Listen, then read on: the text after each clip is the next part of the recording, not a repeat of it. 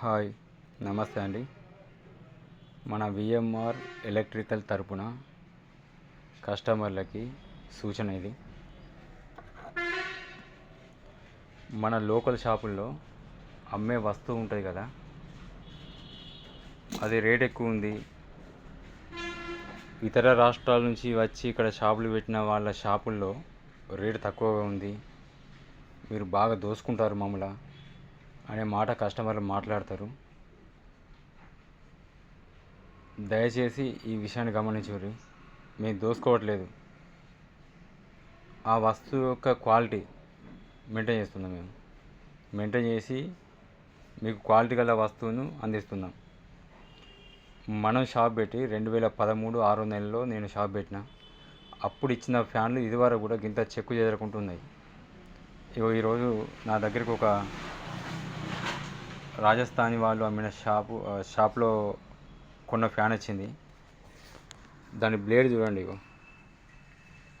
ఇది కొని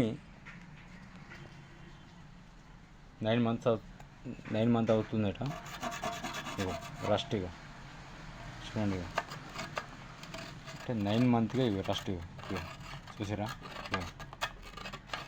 అంటే ఇది అల్యూమినియం కాదు, అంటే వేస్టేజ్ ఏదైతే ఉంటుందో ఆ వేస్టేజ్ మాల్తోని తయారు చేసిన ఐటెం ఇది. మరి తక్కువ రావాలంటే వస్తుంది, ఏముంది. ఇప్పుడు మేము అమ్మే వస్తువు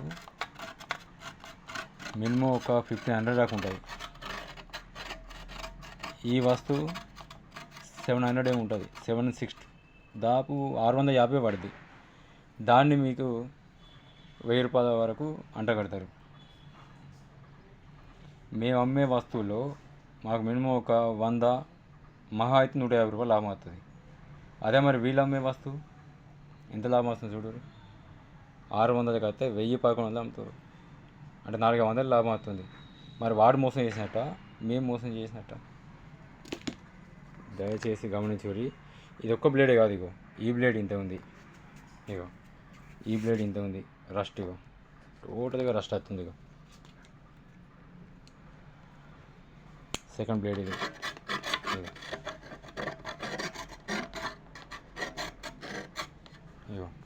ఈ బ్లేడ్ అంత ఉంది,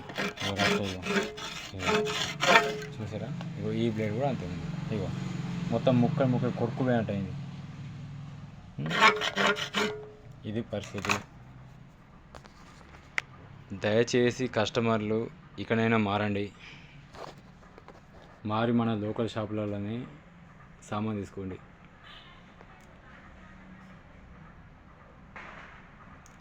ఒకవేళ ఈ పరిస్థితి ఇట్లానే ఉంటే కొన్ని సంవత్సరాల వరకు రాజస్థాన్ వాళ్ళు మన భూములు కూడా తీసుకుంటారు. మన భూములు కూడా మనల్ని ఏదో ఒక రకంగా మాయ చేసి ఎక్కువ రేటు పెడతామని చెప్పి నమ్మించి మన భూములు కూడా తీసుకొని మనల్ని వాళ్లకు పాలేరు ఉంచుకుంటారు. ఇది పక్కా తథ్యం. ఇది చూడు, ఇది వాళ్ళు ఇక్కడ పుట్టి ఇక్కడ ఈయన పుట్టి ఈయన పెరిగి ఇక్కడ మనతో జీవిస్తానికి రాలేదు. మన సొమ్ము దొబ్బిపోయేదానికి వచ్చారు. వాళ్ళు ఇచ్చే బుక్కెడు మెతుకులకు మనం ఆశపడి, కమిషన్లకు ఆశపడి కస్టమర్లను మోసం చేయొద్దు. మెకానిక్ సోదాలో కూడా చెప్తున్నా, ఖచ్చితంగా క్వాలిటీ ఐటమే తీసుకోండి. Okay, thank you.